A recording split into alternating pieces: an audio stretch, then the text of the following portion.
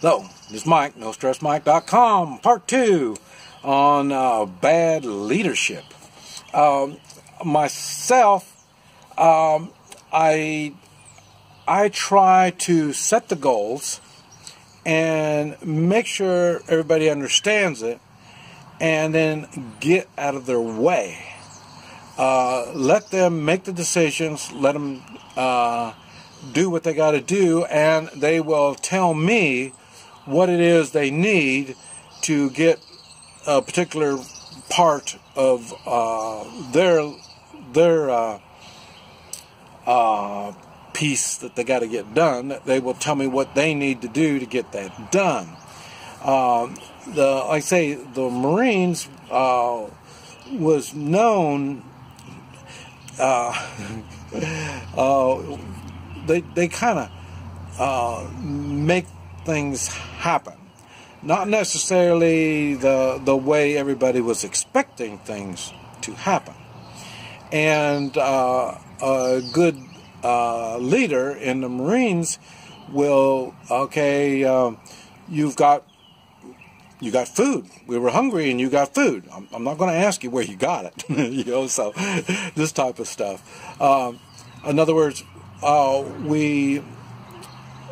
the leader is looking for results, and you watch those results, and if the leader is pleased not only with the results but the way you got those results, then I would say you've got a real leader there.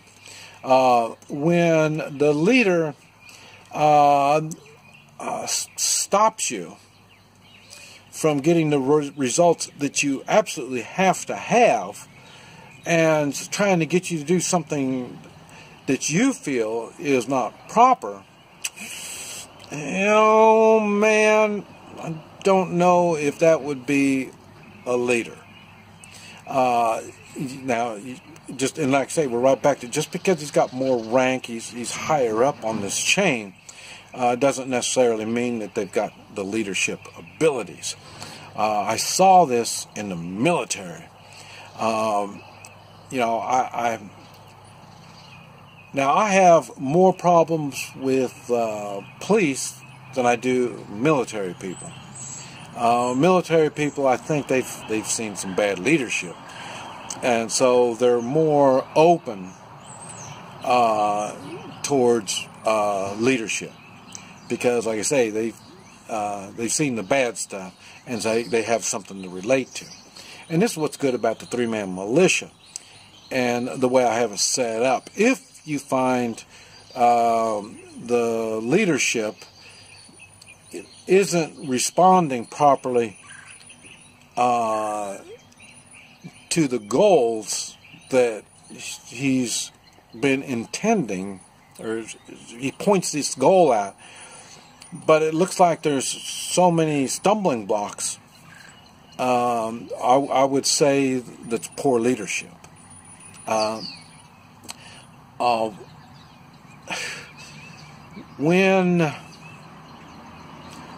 Most of the time, with proper planning and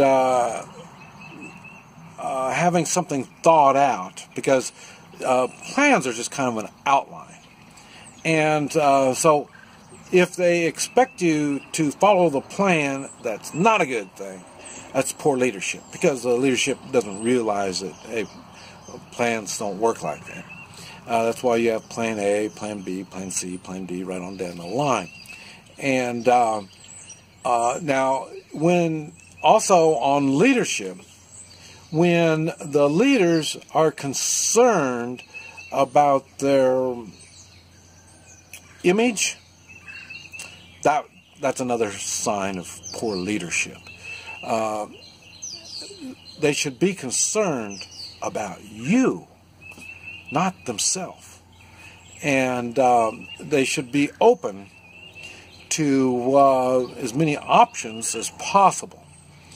And I'm not saying they're going to listen to everything, but they have to open it and open their minds and be aware of different options. This is another reason why on the three-man militia, we've got I got to set up like a camp manager. When they're taking care, like in my particular case, we've got a community here of just a few hundred, and they're responsible for making the decisions on.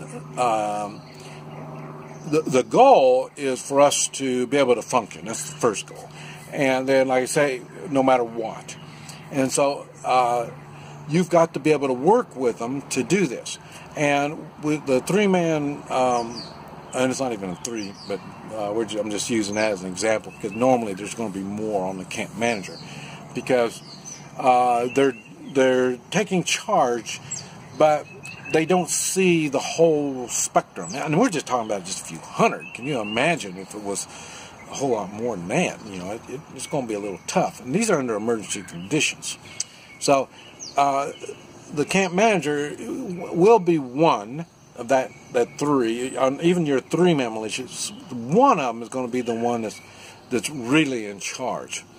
And you're going to have, if you don't like the way he's doing it, and he's going to have 2 advisors, that's why you have 3, and if you don't like it, you can come up there and you can be the 4th, and then like I say, when you feel like you're ready to do your thing, well then I am sure if the one that's in charge is truly concerned about the community, he knows, he can see how things are going and knows there's got to be a better way, and he'll be open to your ideas, and maybe even open to, hey, you know more about this than I do, so why don't you go on and get this going, and we'll just kind of advise you what's going on and help you, because you sound as if you know what's going on. So that would be a good leader. The bad leader is when things aren't going good, morale, attitude, and all this kind of stuff is not doing like it should, and they get so stubborn that they think that they're so much qualified that they're going to stay there. Not a good thing. And this is why you need to really look hard on who's going to be leading this, whatever it is going to be. And it's something that we need to think on and be aware of. There's bad leaders, and you don't want someone that doesn't put everybody else ahead of themselves. And and you can see it. Well, the Clintons, matter of fact, even the Bushes, all of them, they don't put anybody ahead of themselves. And so you can see this now in police. It's a political thing. They got they got a political position. They're not really, and that's because they got political agendas that they're working in, and everybody's they're being paid. They've got a retirement. They've got benefits, and this is what motivates them, and that's what's different when it comes to militias. And that's why I try to stay with militias, because it's more realistic. The only obligation we have is our moral obligation. So, but anyway, it's just my thoughts. And I say I've got videos talking about leadership, but I thought I've been coming across a lot of bad leadership here lately, so that's why I thought, hey, maybe I better start kind of not talk about the good stuff, but kind of let you know there's some weak things out there that we need to consider. This is Mike, NoStressMike.com.